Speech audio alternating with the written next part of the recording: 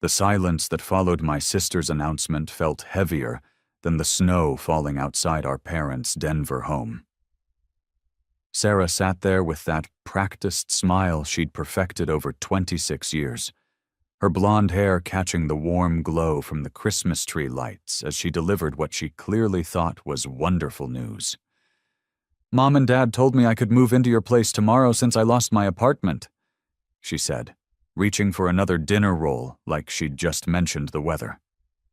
I took a slow sip of my eggnog, feeling the cinnamon burn slightly as I processed her words. Then I set down my glass and let a smirk spread across my face. "Well, funny thing about that, Sarah. The keys belong to someone else now." The room went dead quiet except for the soft crackling of logs in the fireplace. Sarah's fork clattered against her plate as her face drained of all color. Mom's mouth fell open, and Dad's eyebrows shot up toward his receding hairline. I could see the confusion and anger building in their expressions, but I felt nothing but relief washing over me like a warm wave. Let me back up 5 weeks to explain how we got here. See, Sarah hadn't just lost her apartment because of bad luck or rising rent costs. She'd been systematically stealing from me for 2 years straight, and I'd finally had enough. It started small, or at least what I thought was small. She'd asked to borrow $20 here, $50 there, always with some sob story about being between paychecks or having an unexpected expense. Being the older brother, I wanted to help family, so I'd hand over the cash without thinking twice. But Sarah had bigger plans than small-time borrowing. While living rent-free in our parents' basement, she'd somehow gotten hold of my credit card information. I'm still not entirely sure how, but I suspect it happened during one of her visits to my house, when I wasn't paying attention. She started with small purchases, things I might not notice right away. Coffee shops, grocery stores, gas stations. The amounts were clever, never enough to trigger fraud alerts, but steady enough to add up. When I finally caught on after my credit card company called about unusual activity, I confronted her. Sarah broke down in tears, swearing it was a one-time mistake, that she'd been desperate and would pay everything back. She looked so genuinely remorseful that I believed her. That was my first mistake. I paid off the $600 balance and made her promise to never touch my cards again. 3 months later, I discovered she'd opened a new credit card in my name. This time the damage was $3,000. When I confronted her again, she had a different story. She'd been trying to buy Christmas presents for the family and planned to surprise everyone, including me, by paying it all back with her tax refund. The tears were bigger this time, the apologies more dramatic. Mom and Dad took her side, suggesting I was being too harsh on someone who was clearly struggling to get her life together. I should have pressed charges then, but family loyalty runs deep, and Sarah knew exactly how to work that angle. She'd always been the baby of the family, the one who needed protecting, the one who deserved second chances. So I paid off the $3,000 and had a serious talk with my bank about fraud protection. The third time I caught her, the amount had jumped to $8,000. She'd not only maxed out another card she'd opened in my name, but had also forged one of my checks to herself. This time when I confronted her, she didn't cry. She got angry. She accused me of being selfish, of not caring about family, of having more money than I knew what to do with, while she struggled to make ends meet. According to Sarah, I owed her this help because I'd been the favorite growing up, because I'd gotten the college education while she'd had to work, because life had been unfair to her in ways I couldn't understand. The worst part was that our parents bought into her narrative completely.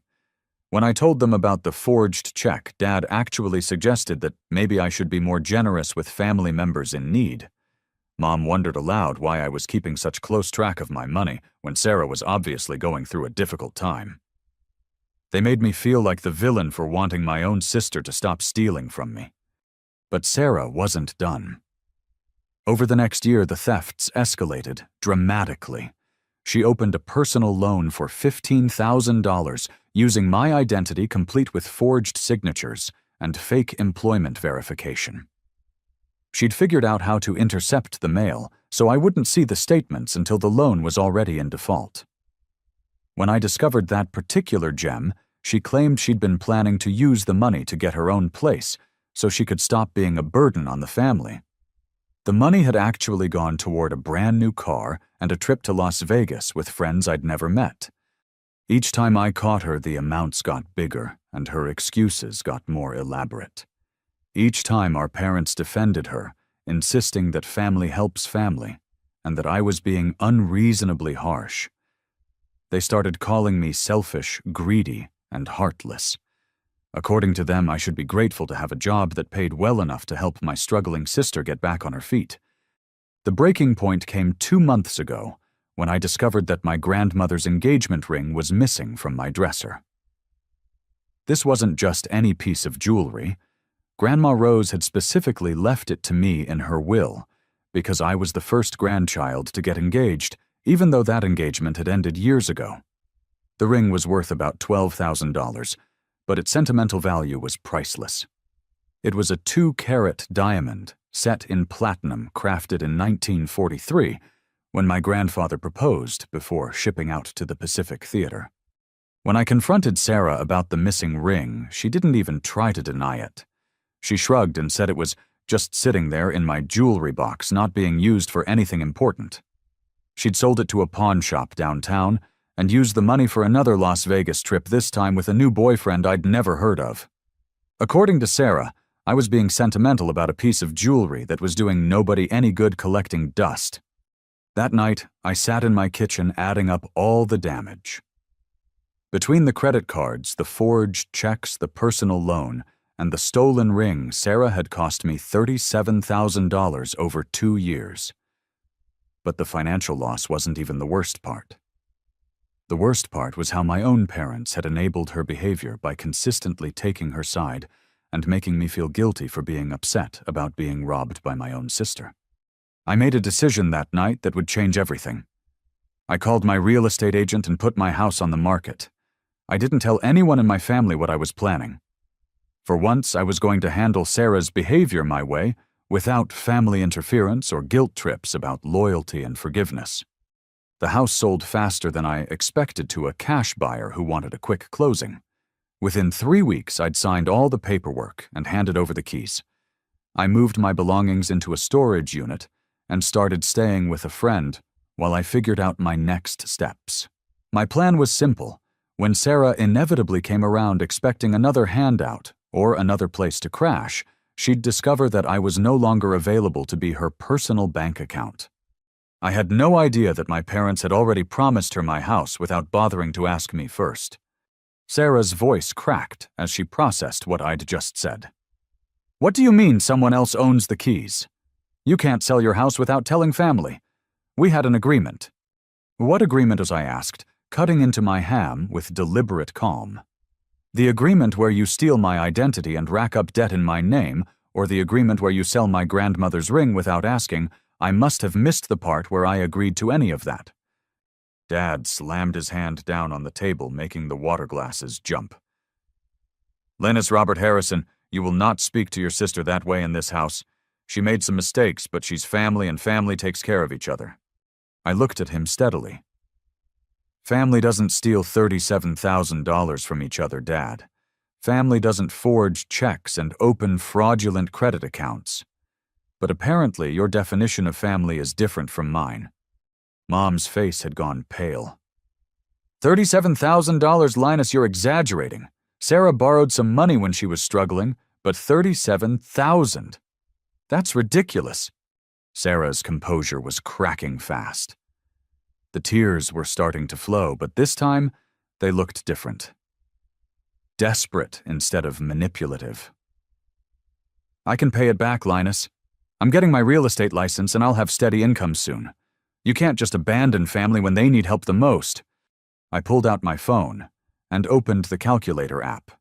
"Let's do some math, shall we? $600 on the first credit card, $3,000 on the second, $8,000 on the third, plus the forged check for $1,200, the personal loan for $15,000 that's now in collections, and Grandma's ring which you sold for $12,000 according to the pawn shop receipt I found in your purse last month. That adds up to exactly $37,800. The room fell silent except for Sarah's sniffling. Mom and Dad exchanged glances that told me they were starting to realize the scope of what had been happening under their roof. But Dad wasn't ready to give up his position. Even if those numbers are accurate, selling your house without telling us was vindictive and cruel. We're your parents, Linus. We raised you better than this. I laughed, but there was no humor in it. You raised me to work hard, save money, and take care of myself. But you also raised Sarah to believe that other people's hard work belongs to her when she decides she needs it. So I guess you succeeded at teaching both lessons. Sarah suddenly sat up straighter, her tears stopping as if someone had turned off a faucet. You know what, Linus, fine. You want to be selfish and petty, that's your choice. But Mom and Dad are facing foreclosure because they've been helping me pay off the debts. They remortgaged this house to clean up the messes you're blaming me for. So if you want to watch your parents lose their home because you're too proud to help family, that's on you. The word foreclosure hit me like a punch to the gut. I looked at my parents, seeing the truth written in their faces. Dad's shoulders sagged, and Mom wouldn't meet my eyes. Is that true? I asked quietly. Dad nodded slowly. We took out a second mortgage 6 months ago. We thought if we helped Sarah get caught up on everything, she could start fresh, and everyone could move forward. The payments are more than we can handle on my retirement income. I felt the familiar weight of family guilt settling on my shoulders. But this time something was different. Instead of caving to the pressure, I felt my resolve hardening. So let me understand this correctly. Sarah steals almost $40,000 from me. You two mortgage your house to cover her debts instead of making her face consequences. And now I'm supposed to fix everything by letting her live in my house rent-free while she gets back on her feet. For the 100th time. Mom finally looked at me, her eyes pleading. She's your sister, Linus. She needs help, and you're the only one who can provide it now. I stood up from the table feeling calmer than I'd felt in months. Here's the thing, Mom. I did help her. I helped her for 2 years straight while she robbed me blind. I helped her even when she stole Grandma's ring, which meant more to me than money ever could. I helped her while you both told me I was being selfish for wanting my own sister to stop committing crimes against me. Sarah stood up too, and her desperation was shifting into something uglier. You think you're so much better than everyone else, don't you? With your fancy software job and your nice house that you're apparently too good to share with family? Well, guess what Big Brother, Mom, and Dad know who really matters in this family. Dad's voice was steel when he spoke. Linus, you have until New Year's Day to figure out a solution for Sarah's housing situation. If you can't find it in your heart to help your sister when she needs it most, then you're no longer welcome in this house. Your mother and I are putting Sarah back in the will as the sole beneficiary. At least she understands what family loyalty means.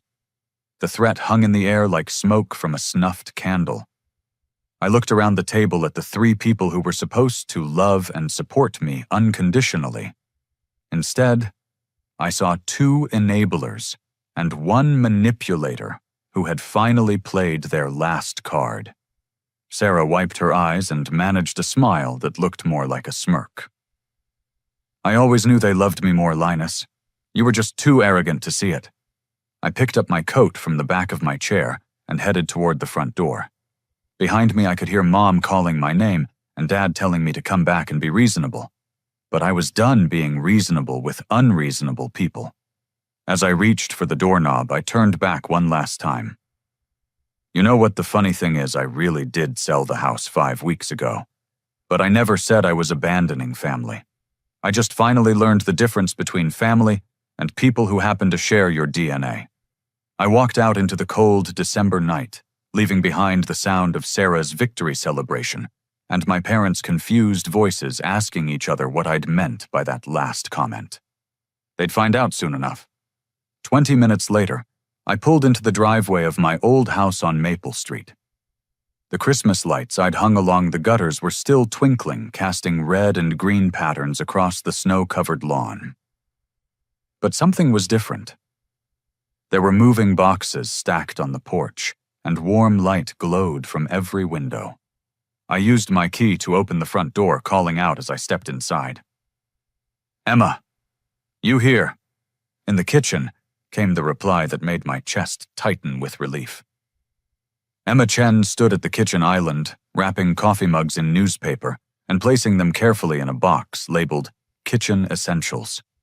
Her dark hair was pulled back in a messy bun, and she wore the oversized sweater I'd bought her for her birthday last month. When she looked up and saw my face, her expression immediately shifted to concern. "How bad was it?" she asked, setting down the mug she'd been wrapping. I pulled her into my arms, breathing in the familiar scent of her vanilla shampoo. "About as bad as we expected. Maybe worse. They threatened to cut me out of the will and told me I'm not welcome in their house anymore." Emma pulled back to look at me. "I'm sorry, Linus. I know you were hoping they'd finally see reason. Actually, I'm relieved," I said, and realized I meant it. For the first time in 2 years, I don't have to pretend that Sarah's behavior is normal or acceptable. I don't have to feel guilty for being upset about being robbed. I can just move forward. Emma smiled the kind of smile that had made me fall in love with her all over again when she'd moved back from Portland 6 months ago. We'd dated for 3 years before she'd gotten the nursing practitioner job in Oregon. The breakup had been mutual, but painful both of us, knowing that long-distance relationships rarely worked, but hoping we'd find our way back to each other someday. When Emma returned to Denver in June, she'd called me out of the blue to suggest coffee. She'd saved enough money from her Portland salary to make a down payment on a house, and she was looking for investment properties in neighborhoods she knew well.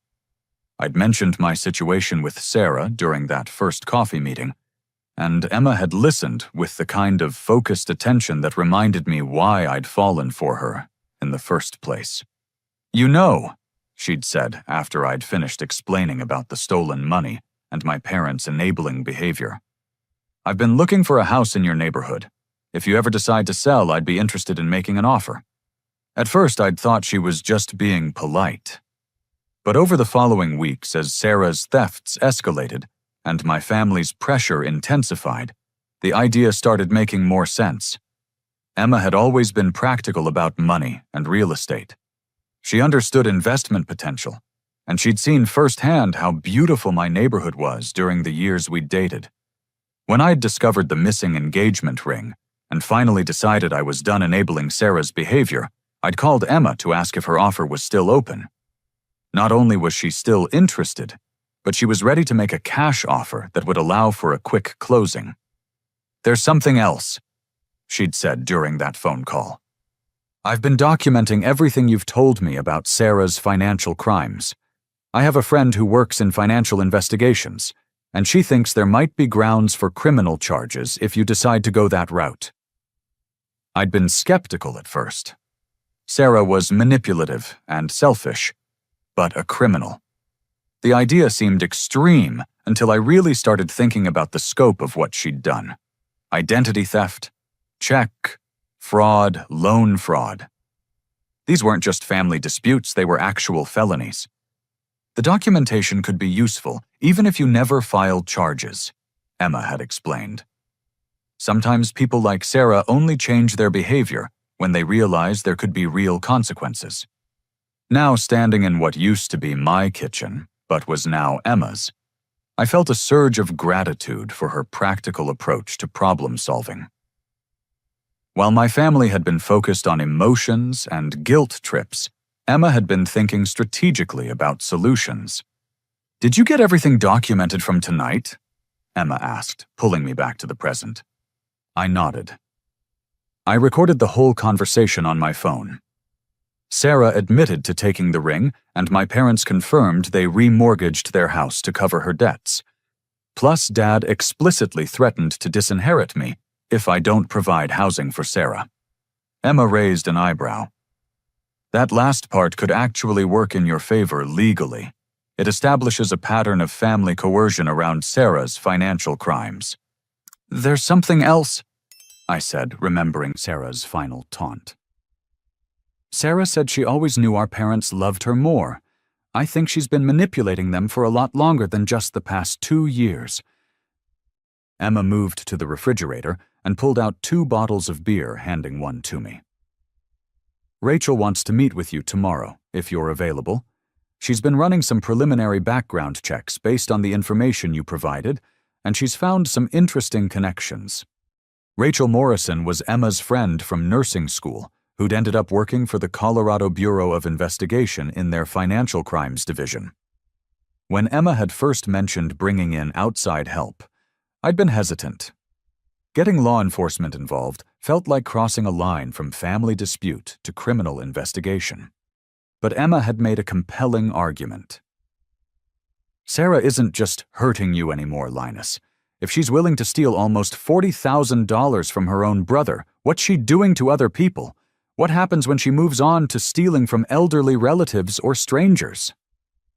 Sometimes the most loving thing you can do for someone is help them face real consequences before their behavior escalates further. I took a sip of beer and looked around the kitchen that had once been mine, but now felt more like home than it had in months. "There's one more thing," I said. "Something I haven't told my family yet." Emma waited patient, as always. "I love you," I said. "I know we haven't officially talked about getting back together, but these past 6 months have reminded me why we worked so well before. You see solutions where other people see problems. You think about long-term consequences instead of short-term emotions. You make me feel like I'm not crazy for wanting to be treated with basic respect." Emma set down her beer and stepped closer to me. "I love you too, Linus. I never stopped loving you even in Portland. But I needed to know I could build my own life before I tried to build one with someone else. And now," she smiled, "now I own a house in the neighborhood where I want to live. I have a career I'm passionate about, and I'm in love with a man who's finally learning to set healthy boundaries with toxic people. I'd say the timing is pretty good." I kissed her then, tasting the happiness I'd been missing for longer than I'd realized. When we broke apart, Emma rested her forehead against mine. "There's something I need to tell you too," she said softly. "Something that's going to make everything more complicated, but also more important." My heart stopped. "What?" Emma took my hands in hers. "I'm pregnant, Linus. 8 weeks. I found out 3 days ago." The world seemed to stop spinning for a moment. Pregnant. Emma was pregnant with my child. A baby who would grow up in a world where I'd finally learned to stand up for myself and the people I loved. "Are you okay with this?" Emma asked, searching my face for clues about how I was feeling. I thought about my parents' house, where guilt and manipulation passed for love. I thought about Sarah's entitled behavior and my parents' enabling responses. Then I looked at Emma, who'd spent months helping me document crimes and build a case for justice instead of just telling me to forgive and forget. "I'm more than okay with this," I said. "I'm grateful. This baby is going to grow up understanding the difference between love and manipulation, between helping someone and enabling them, between family loyalty and family toxicity." Emma's smile lit up the whole kitchen. "Good, because Rachel's investigation is about to get a lot more interesting. And I have a feeling Sarah's crimes go deeper than just what she's done to you." The next morning, Emma and I met Rachel at a coffee shop downtown, away from any places where we might run into family members. Rachel Morrison looked exactly like what you'd expect from a financial crimes investigator, sharp-eyed, well-organized, and completely focused on facts rather than emotions. "Before we start," Rachel said, opening a laptop and pulling out a thick folder, "I need to make sure you understand what you're potentially getting into. If we proceed with this investigation and find evidence of criminal activity, there's no going back. Family relationships that are already strained could be permanently damaged." I looked at Emma, who squeezed my hand encouragingly. "I understand," I told Rachel, "but I also understand that ignoring criminal behavior doesn't make it go away. It just makes it someone else's problem later." Rachel nodded approvingly. "Good, Because what I've found in the past 24 hours suggests that Sarah's activities extend far beyond what she's done to you. She opened the laptop and turned it so Emma and I could see the screen. It showed a spreadsheet with names, dates, and dollar amounts that made my stomach drop. I ran Sarah's social security number through several databases, Rachel explained. She's been busy. In addition to the accounts she opened using your information, she's also opened credit cards and taken out loans using the identities of at least 4 other family members. I stared at the screen in disbelief. Who? Your Aunt Helen Richardson, your cousin Derek Patterson, someone named Thomas Harrison who appears to be your uncle, and someone listed as Robert and Margaret Harrison who I assume are your parents. The blood drained from my face. She stole from our parents too, but they mortgaged their house to help her pay off debts. Why would they need to do that if she was also stealing from them? Rachel scrolled down to show more entries. Because she's been very careful about how she's done it. The accounts she opened using your parents' information have different mailing addresses, so they wouldn't receive the statements. She's been making minimum payments on some accounts to keep them from going into collections immediately. But the balances are substantial. Emma leaned forward to read the numbers more clearly. How substantial are we talking about? Combined across all 5 family members, we're looking at approximately $123,000 in fraudulent debt, Rachel said. But that's just what I can find through official channels. If she's also been taking cash or selling personal property like she did with your grandmother's ring, the actual amount could be significantly higher. I felt sick. Aunt Helen is 74 years old and lives on Social Security. Uncle Thomas is a retired teacher. They can't afford this kind of debt. Which brings us to the next issue, Rachel continued. Sarah hasn't been working alone. The sophistication of some of these schemes suggests she's had help from someone who understands financial systems and identity verification processes. She clicked to another screen showing bank records and credit applications. Look at the employment verification on this loan application. It lists Sarah as a manager at a construction company called Patterson Builders.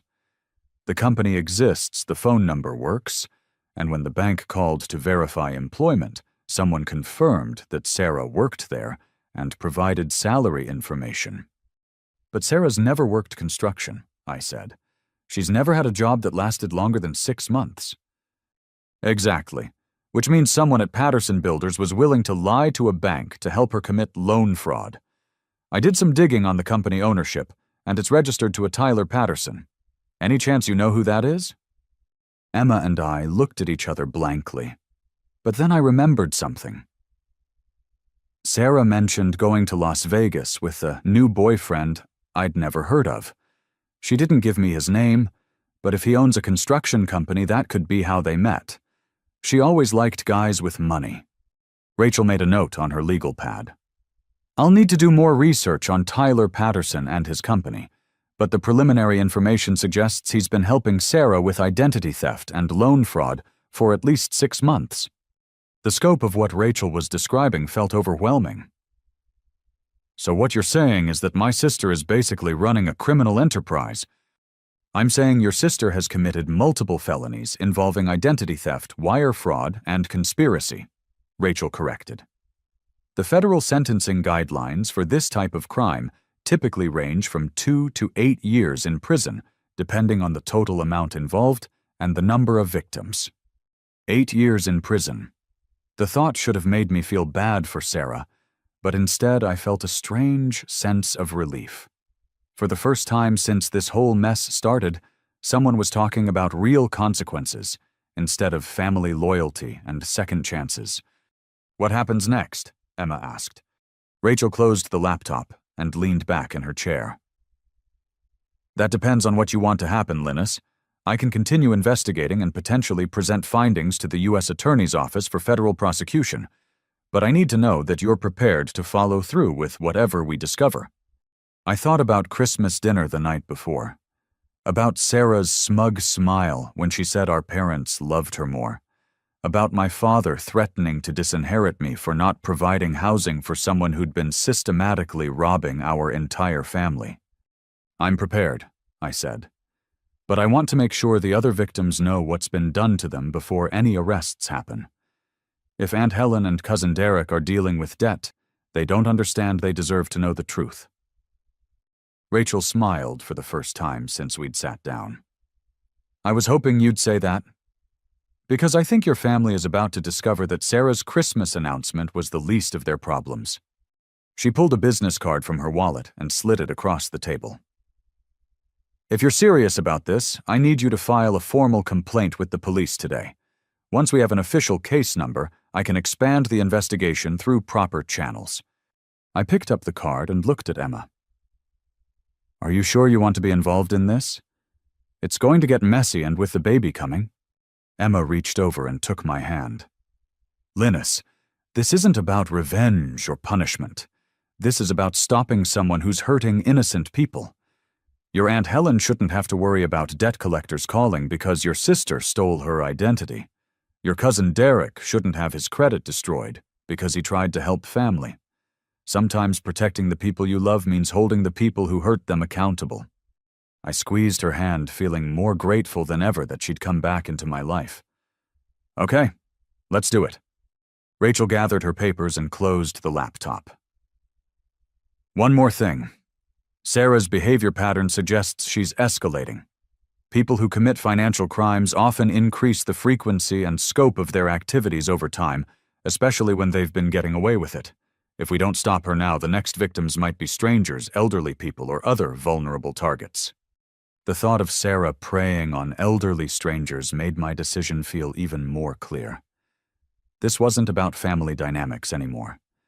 This was about preventing a predator from finding new victims. As we left the coffee shop, Emma stopped me on the sidewalk. "How are you feeling about all of this?" I looked up at the gray December sky, thinking about the conversation ahead with the police, the phone calls I'd need to make to warn other family members, and the inevitable confrontation when Sarah discovered her crimes were being investigated. "Scared," I said honestly, but also relieved. For 2 years I've been told I was overreacting, being selfish, not understanding how much Sarah was struggling. Now I find out I was actually underreacting. I was being stolen from, but so was everyone else in our family. Emma slipped her arm through mine as we walked toward the police station. "Your baby is going to be proud of you someday for doing the right thing, even when it was difficult." Our baby. In 7 months, I'd be responsible for protecting and teaching a tiny person who would depend on me to model good decision-making and healthy boundaries. The thought terrified me and motivated me in equal measure. "Let's go file that complaint," I said. 3 days after Christmas, my phone rang at 6 in the morning. The caller ID showed Mom. And for a split second, I considered letting it go to voicemail. But something about the early hour made me answer. "Linus." Mom's voice was thick with tears and barely controlled panic. "You need to come home right now. Something terrible has happened." My first thought was that Dad had had another heart episode. He'd been to the emergency room twice in the past year for chest pains that turned out to be stress-related, but we all worried about the real thing happening eventually. "Is Dad okay?" I asked, already reaching for my clothes. "It's Sarah," Mom sobbed. "She's gone Linus. She took everything and disappeared." I sat down hard on the edge of my bed, trying to process what I was hearing. "What do you mean she took everything?" "She emptied our checking account, our savings account. She took my jewelry box, including my mother's pearls and my wedding ring. And she left a note saying it was our fault for never believing in her dreams." The irony was so thick I almost choked on it. Sarah had been stealing from my parents for months, while they defended her behavior to me, and now she'd graduated to robbing them directly. "How much money are we talking about, Mom?" $43,000, she whispered. "Everything we had left after the second mortgage. Everything we were counting on for Dad's medical bills and the house payments." I closed my eyes, feeling the weight of family crisis settling on my shoulders, even though I'd tried to distance myself from it. "Where is she now?" "We don't know. Her room is empty. Her car is gone. She didn't answer her phone all yesterday, so we went to check on her this morning and found the note. Mom's voice broke completely. Your father is in the hospital, Linus. The stress gave him chest pains again, but this time they're keeping him for observation. Guilt hit me like a physical blow. Whatever Sarah had done, Dad was still my father, and he was in the hospital partially because of stress I could have helped prevent. Which hospital? Presbyterian St. Joseph. He's in the cardiac unit. Mom took a shaky breath. Linus, I know we said some terrible things on Christmas. I know you're angry with us, but we need your help. I don't know what to do. 20 minutes later, I was driving toward the hospital with Emma in the passenger seat. She'd insisted on coming partly for moral support, and partly because she wanted to see my father's condition for herself. You know this doesn't change anything about pressing charges against Sarah, right? Emma said gently, as we pulled into the hospital parking garage. I know. If anything, this proves that Rachel was right about her escalating behavior. Taking money directly from our parents' accounts isn't desperation anymore. It's calculated theft. We found Mom in the cardiac unit waiting room looking older than I'd ever seen her. Her gray hair was uncombed. She wasn't wearing makeup, and her clothes looked like she'd slept in them. When she saw us, she stood up and walked toward me with her arms outstretched. Thank you for coming, she said, hugging me tighter than she had in years. I know we don't deserve your help after what we said, but I didn't know who else to call. How is he? I asked. Stable. The doctor thinks it's another stress episode, but they want to run tests to make sure there wasn't any actual heart damage. Mom wiped her eyes with a tissue that looked like it had been used multiple times. Linus, we were wrong about Sarah. We've been wrong for a long time. Emma stepped forward and introduced herself politely. Mom looked confused for a moment, probably trying to remember if she'd met Emma before. But then recognition dawned. You're the nurse who used to date Linus, Mom said. I remember you from that barbecue a few years ago. Nurse practitioner now, Emma corrected gently. And we're back together. Mom looked between us, and I could see her trying to process this information along with everything else that was happening. Back together. Actually, Mom, there's something else we need to tell you. Emma's pregnant. You're going to be a grandmother. Under normal circumstances, this would have been happy news worth celebrating. But given the timing and location, Mom just stared at us for a long moment before fresh tears started flowing. A grandchild, she said softly. Something good in the middle of all this mess. Just then, my phone buzzed with a text message. Then another. Then a third. I looked at the screen and felt my stomach drop. Who's texting you? Emma asked, noticing my expression. Aunt Helen? Cousin Derek? Uncle Thomas? I showed her the phone. They're all saying the same thing. Debt collectors are calling about accounts they didn't open. Mom looked stricken. What does that mean? I exchanged glances with Emma, who nodded slightly. It was time to tell Mom about the investigation, even though the timing couldn't have been worse. Mom, sit down. There's something you need to know about Sarah's activities.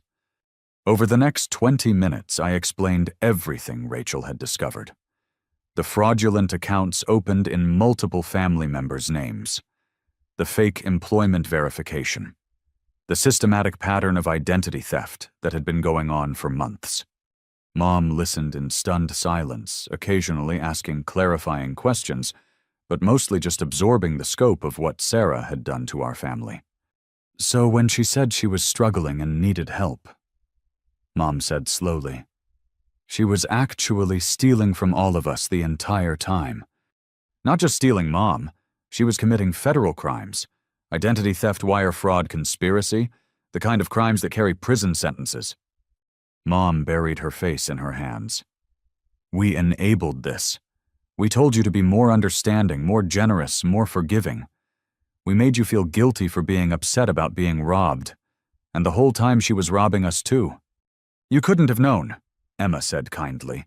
People like Sarah are very good at manipulation. They know exactly how to exploit family loyalty and guilt to avoid consequences.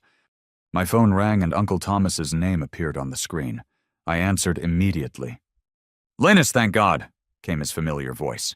"I've been getting calls from collection agencies about a motorcycle loan for $22,000. I haven't bought a motorcycle since I was 25 years old. What the hell is going on?" "Uncle Thomas, where are you right now?" "At home." "Why?"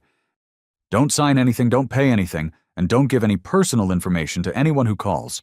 We need to talk, but not over the phone. Can you meet us at Presbyterian St. Joseph Hospital Dad's in the cardiac unit, and we're dealing with a family emergency." "Jesus, is Robert okay?" "He will be. But there's something you need to know about Sarah." After I hung up, Emma squeezed my hand. "How many more family members do you think are affected?" "Based on what Rachel found, probably all of them. Sarah's had access to family gatherings, family addresses, family social security numbers. She could have been collecting information for months." Mom looked up from her hands. "I need to see the note she left." "What note?" "The one she left in her room. I was so upset this morning that I just grabbed it and stuffed it in my purse." Mom dug through her bag and pulled out a crumpled piece of paper. "Maybe it will help you understand what she was thinking." I unfolded the paper and read Sarah's final message to our family.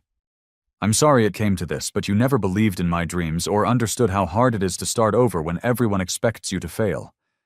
I tried to make things work here, but Linus turned you against me and made it impossible for me to succeed. The money I took was for a fresh start somewhere that people don't judge me for my mistakes. Don't try to find me. I need to build a life where I can be proud of myself instead of always disappointing everyone. Maybe someday you'll understand that I was just trying to survive in a family that never really accepted me. I love you all, but I can't keep living in Linus's shadow." I read the note twice, feeling a mixture of anger and sadness. Even in her final message, Sarah was positioning herself as the victim and me as the villain. She was taking $43,000 from our parents and calling it survival. She was abandoning a family in crisis and calling it personal growth. "She's not taking responsibility for anything," I said, handing the note to Emma. "Even now she's blaming everyone else for her choices." Emma read the note and shook her head. "This actually helps your case, Linus. She's admitting to taking money and indicating that she's fleeing to avoid consequences. If Rachel can present this to a prosecutor, it shows consciousness of guilt." My phone buzzed again. This time it was cousin Derek calling. "Linus, I need help. I'm getting calls about a credit card with an $8,000 balance that I never applied for. The collection agency says they're going to garnish my wages if I don't pay immediately." "Derek, don't pay anything. We're at Presbyterian St. Joseph Hospital dealing with a family emergency, but we need to talk to you about Sarah. Can you come here?" "Sarah? What does Sarah have to do with credit cards in my name?" "Everything. I'll explain when you get here." As I hung up, Mom looked at me with an expression I'd never seen before. It was a mixture of shame, determination, and something that might have been respect. "What do we do now?" she asked. I looked at Emma, who gave me an encouraging nod. "Now we call the police and file formal complaints. All of us. Sarah isn't just a troubled family member anymore, Mom. She's a criminal who's been systematically victimizing the people who love her. And if we don't stop her, she's going to do this to other families." For the first time in 2 years, my mother nodded in agreement with something I'd said about Sarah. "Okay," she said quietly. "Tell me what you need me to do." Over the next week, our family went through a crash course in filing police reports, disputing fraudulent accounts, and working with financial crimes investigators. Rachel had been right about everything. As more family members came forward with evidence of identity theft, the total amount of Sarah's crimes climbed toward $200,000. But Sarah seemed to have vanished completely. Her cell phone went straight to voicemail. Her social media accounts were deactivated. The address she'd been using for some of the fraudulent accounts turned out to be a mailbox service that required no identification to rent. "She's had this planned for a while," Rachel told us during a meeting at the police station. "People don't just disappear overnight without preparation. She's been setting up her exit strategy for months. Dad had been released from the hospital after 2 days, and the doctor confirmed that his chest pains were stress-related rather than cardiac damage. But the experience had shaken him deeply. For the first time in his life, he was seeing Sarah's behavior clearly instead of through the lens of parental protection. I keep thinking about all the times she came to us with stories about Linus being unreasonable, he told me one evening as we sat in his living room. She made us believe you were the problem, and we fell for it completely. Dad, you were trying to help someone you thought was struggling. There's nothing wrong with wanting to support your child. But there's something wrong with supporting criminal behavior, he said firmly. And that's what we were doing. We weren't helping Sarah grow and learn from her mistakes. We were enabling her to keep making bigger and bigger mistakes. On New Year's Day, exactly a week after Sarah's disappearance, Rachel called with news. We found her, she said. She's at the Tijuana border crossing trying to enter Mexico with a fake passport. Emma and I were at my parents' house, helping them sort through financial documents and insurance claims. When I told them about Rachel's call, Mom actually looked relieved. Thank God, she said. I've been so worried she was going to hurt herself or get hurt by someone else.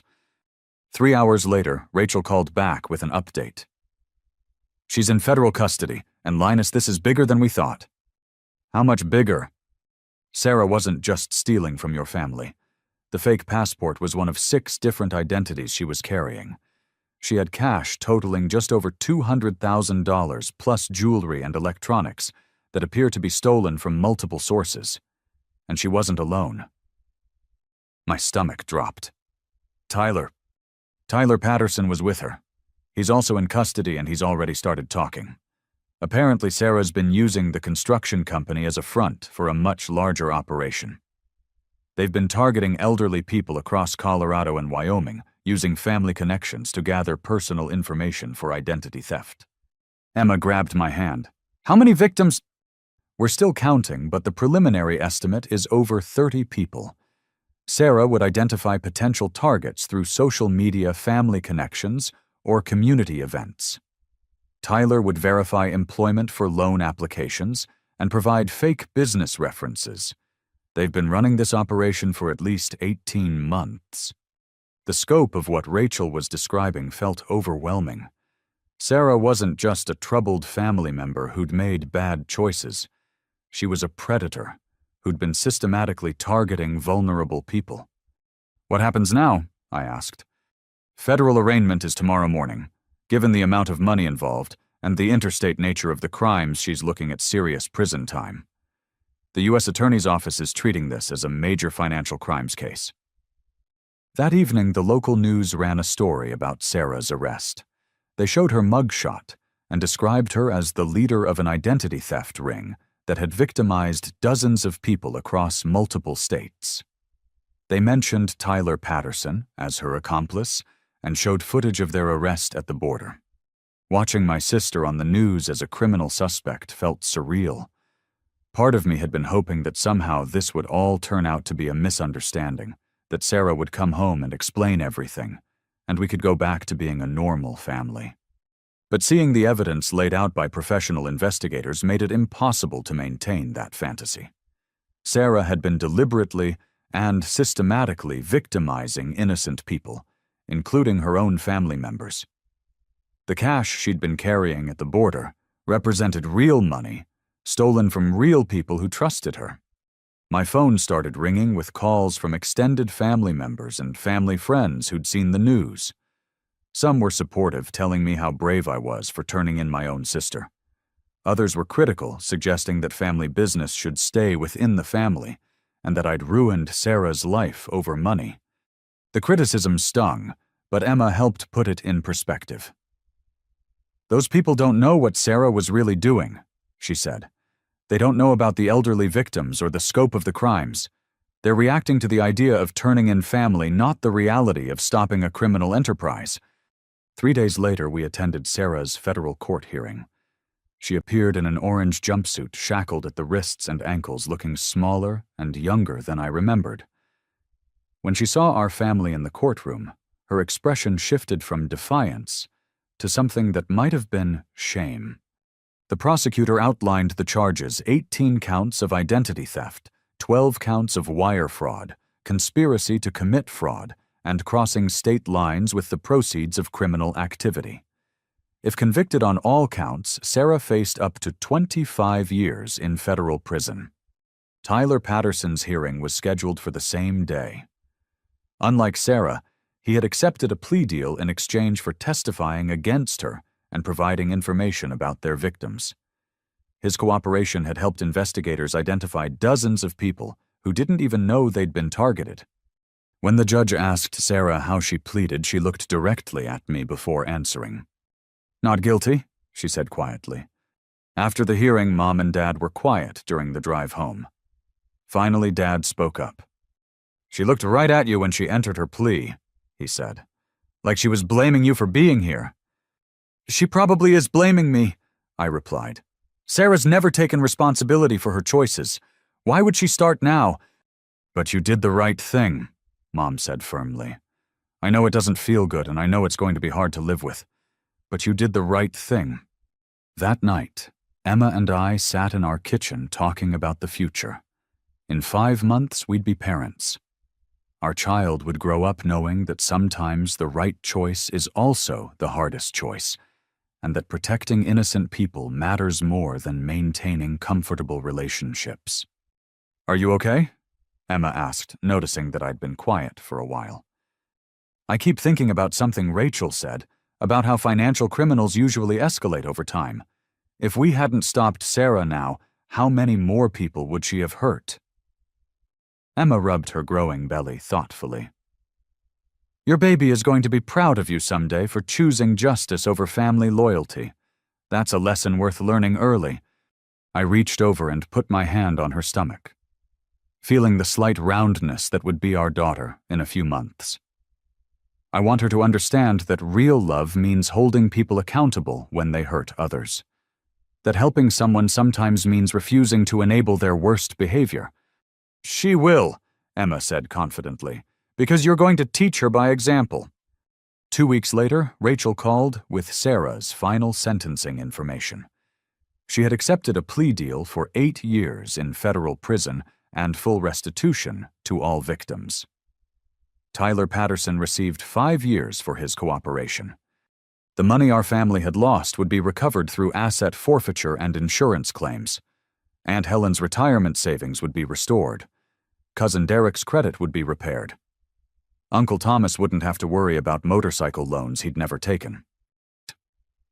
But more importantly, 37 elderly strangers across Colorado and Wyoming wouldn't have to worry about Sarah targeting them for future crimes. Justice had been served. 6 months later, I stood in the delivery room at Presbyterian St. Joseph Hospital, holding my daughter Grace for the first time. She was perfect tiny fingers, dark hair like Emma's, and eyes that seemed to look right through me with an old soul's wisdom. Emma was exhausted but glowing, still catching her breath from 8 hours of labor. "She's beautiful," she whispered, reaching up to touch Grace's cheek. "She's perfect." I agreed, feeling a love so fierce it took my breath away. This tiny person would never have to wonder if her family would protect her or exploit her. She'd grow up understanding that love means wanting the best for someone, even when that means setting difficult boundaries. Mom and Dad arrived an hour later, bringing flowers and tears of joy. Dad held Grace with the gentle confidence of someone who'd raised 2 children before, but his expression was different this time. More grateful, more aware of how precious these moments were. "She looks like you did as a baby," Mom said, stroking Grace's tiny hand. Same serious expression, like she's already thinking deep thoughts. Over the past 6 months, my relationship with my parents had slowly healed. They'd started therapy to address their enabling patterns and had made genuine efforts to understand how their behavior had affected both Sarah and me. Dad had even written me a letter, apologizing for threatening to disinherit me, and acknowledging that I'd been trying to protect the family from someone who was hurting all of us. The legal proceedings with Sarah had concluded 3 months earlier. She was serving her sentence at a federal facility in Oklahoma, and according to the prison counselor, she was finally participating in therapy programs designed to help inmates understand the impact of their crimes on victims. Tyler Patterson had been released after 18 months and was working construction again, this time legitimately. He'd written letters of apology to all the victims he could identify and was making monthly restitution payments as part of his probation agreement. Emma had purchased another investment property with the money recovered from Sarah's crimes, and we were planning to move into a larger house before Grace turned 1. We'd gotten married in a small ceremony in Emma's parents' backyard, with Grace kicking actively throughout the vows, as if she approved of our commitment to each other. "Have you heard anything from Sarah recently?" Mom asked, as she settled into the hospital chair next to Emma's bed. I shook my head. The prison counselor sends quarterly updates to victims' families, but Sarah hasn't requested any direct contact with us. I think that's probably for the best right now. Maybe someday she'll be ready to make real amends, Dad said hopefully. Maybe. I agreed. But if that day comes, it has to be because she's genuinely changed, not because she wants something from us.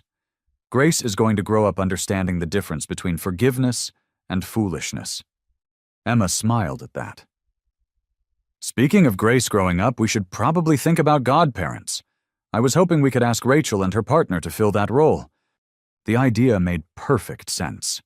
Rachel had become not just a professional ally, but a genuine friend over the past year.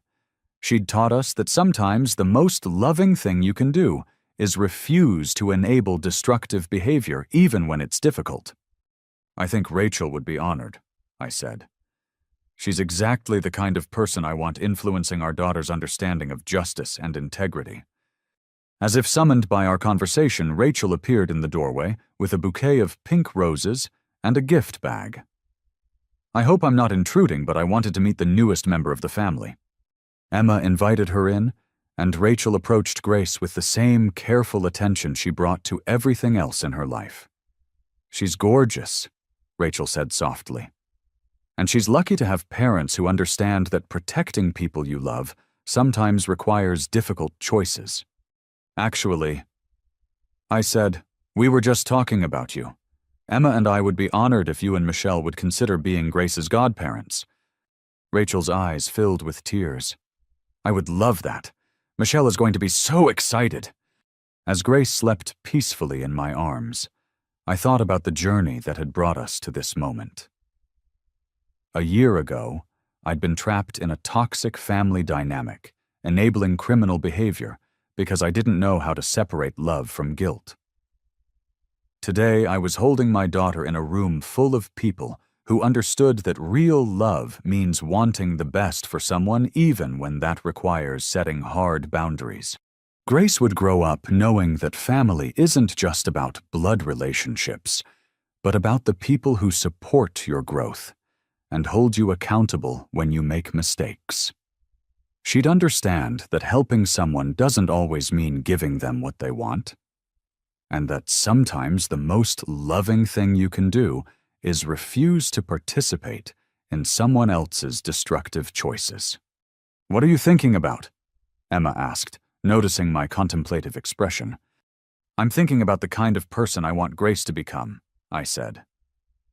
"Strong enough to stand up for herself and others, wise enough to recognize manipulation, loving enough to help people genuinely change, but smart enough not to enable bad behavior." "She'll learn all of that from watching you," Dad said quietly. "You showed all of us what real strength looks like this year." I looked down at Grace's peaceful face and made a silent promise. She would never have to choose between family loyalty and personal integrity. She would grow up understanding that the two weren't in conflict, that real family loyalty meant protecting everyone from those who would exploit trust and love for personal gain. "You know what?" I said to everyone in the room. "I think Grace is going to change the world someday. She's starting life surrounded by people who understand the difference between love and manipulation, between help and enabling, between family loyalty and family toxicity." Emma reached over and squeezed my free hand. I think you're right. And I think she's going to be proud of the choices we made to give her this kind of foundation. As the sun set outside the hospital window, I realized that sometimes the most important thing you can give a child isn't material security or family connections, but the knowledge that they deserve to be treated with respect and honesty by the people who claim to love them. Grace stirred in my arms and opened her eyes, looking up at me with that same serious expression Mom had noticed earlier. In that moment, I felt like she was seeing straight into my soul and approving of what she found there. "Welcome to the world, little one," I whispered. "You're going to have an amazing life." Have you ever had to choose between family loyalty and doing what's right? How did you find the strength to stand up for yourself when people you loved were asking you to accept unacceptable behavior? I'd love to hear your thoughts in the comments below. If this story resonated with you, please give it a like and share it with someone who might need to hear about the importance of healthy boundaries in family relationships. And if you enjoyed this video, don't forget to subscribe for more stories about overcoming family manipulation and building authentic relationships based on respect rather than guilt. Remember, real love never asks you to accept being mistreated. Sometimes the most loving thing you can do is refuse to enable someone's worst behavior, even when they're family. Thank you for listening, and I hope this story helps you find the courage to protect yourself and the people you care about from those who would exploit your loyalty and kindness.